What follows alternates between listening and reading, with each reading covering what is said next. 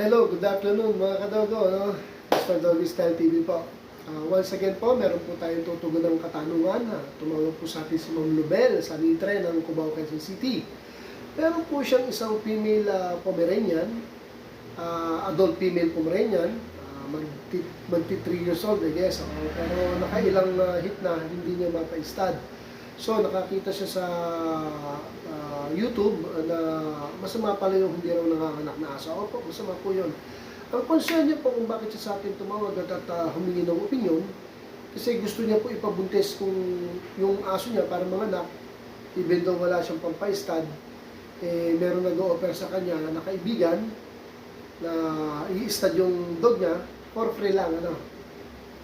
Ang tanong niya, okay lang po ba daw na magpa-stud?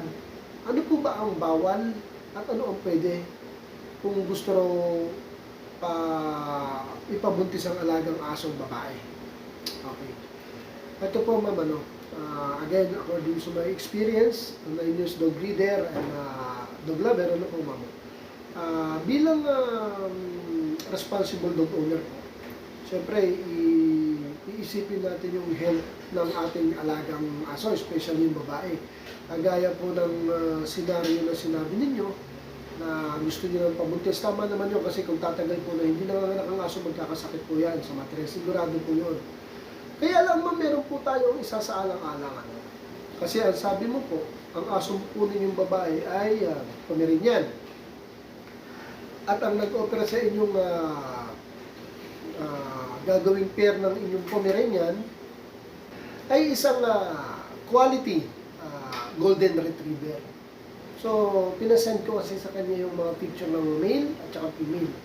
Yung female niya, pure pong Pomeranian. Yung pong kakasta dun sa female niya is super quality large golden retriever. So, ito po papasok yung pagiging responsable natin, yung owner po ng ating mga alagang aso. Wala naman pong problema kung gusto natin pakasta sa kapwa aso niya. As long na aso po yan, di ba? Magbibuntis po. Kaya lang po, isaalang-alang po natin po, tandaan niyo po to. Ma'am Lubel, tandaan mo po to. Para sa akin po, at siguro po sa mga nanonood ng mga pioneer breeder, sasang-ayunan nila ako sa idea ko na hindi po natin pwedeng ipakasta ang isang small breed na female sa isang large breed na male.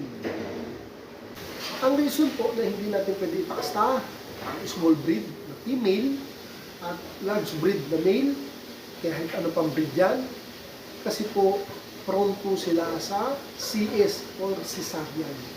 Imagine lang po natin logic, hindi po ng babae, tapos ang laki po ng male. Ang laki po ng possibility na magiging ang papi. Ang liit po ng pong niya, ang balak dahil wala naman siyang pampashoot, artificial daw kasi napapanood niya, artificial parang ang dali-dali. Hindi po madali mag AI or artificial insemination, pero kung yung po idea niya, wala naman po problema po, siguro gagawin niya naman yung karapat-dapat para i-safe. And I guess baka ipa-AI niya sa iba na marunong. Kaya lang kung marunong po yun, hindi ko ipapayo na gawin yun. Dahil nga po, yung factor naman, ang laki ng male at ang liit ng female. Bawal na bawal po yun. Masisisaryan po ang female natin. Pwede po kung, ito tandaan nyo, pwede po kung small ang male, large ang female. Crossbreeding po tawag doon no? Pero ako hindi ko po ina-advise ang mag-crossbreed tayo. Kasi, di ba, unang-una maganda kung anong breed siya, yun pares natin. Kaya lang kay ma'am, ang purpose niya kasi is manganak yung aso niya dahil nga magpo 4 years na kaya hindi pa nanganganak, which is masama nga naman yun. Kaya itatry niya kahit na kung kanino man na nag-offer na kastahin yung aso niya. Kaya lang mali niya po ang sistema. Dapat sa alam-alam natin yung safety ng ating aso. Especially yung sa kanya, babae po yun, makakasta mo sa malaking dog breed. Pero for sure, hindi naman ito papakasta kasi hindi na makakastahin ng golden yun. Ang nasabi niya kasi sa akin, AI, I don't know kung siya mag-AI, pero for sure, papa-AI niya po sa expert. Sino po yung kausap mo, Ma'am Lubel? Hindi ako pabor doon dahil hindi porket expert siya na mag-AI, papayag siya sa ganung sistema. Ang laki nun, tapos ang liit kung lalagyan niya ng sili niya. Di ba? Pag-isipan mo po maigi yan, ma'am, ha? Kasi sa huli po, hindi lang naman po ang aso ang mapeperwisyo dito, kundi kayo. Dahil pag yan nasisaryan, sakit po sa bulsa niyan. Di po ba? So, ang akin po payo, unang-una, wag na wag po magpapares ng malaking aso sa maliit na aso. Pwede po, maliit na lalaki, malaki ang babae. Pero kung malaki ang lalaki at maliit ang babae, wag po. X po yun. Okay?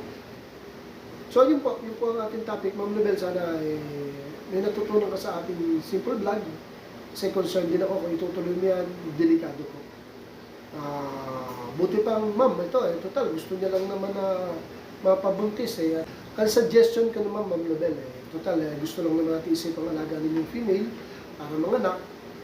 Wag na po tayo mag-abol dun sa sinasabi natin nag-open na kaibigan nyo na quality golden retriever na ang laki.